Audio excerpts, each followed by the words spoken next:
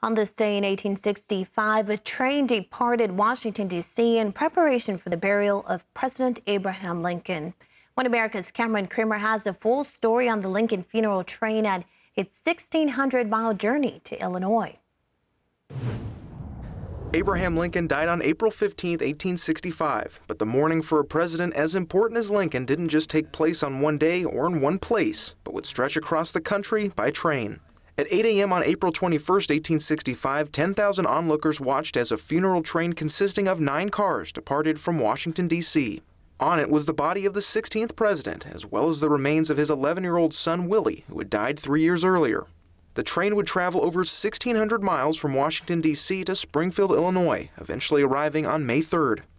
The route itself was meticulously designed. It retraced the course Lincoln had traveled to the nation's capital as president-elect, heading to his first inauguration. One more detail, the country took that route very seriously. The Department of War declared railroads over which the remains passed as military roads. As such, no person was allowed to be transported on the cars except those authorized by the department, and the train was never permitted to travel faster than 20 miles an hour to avoid any potential for accidents.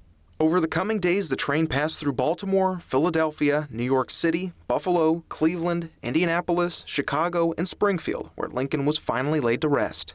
Overall, Lincoln's funeral train, which departed the capital on this day in 1865, passed through over 400 communities in 7 different states. Cameron Kramer, One America News.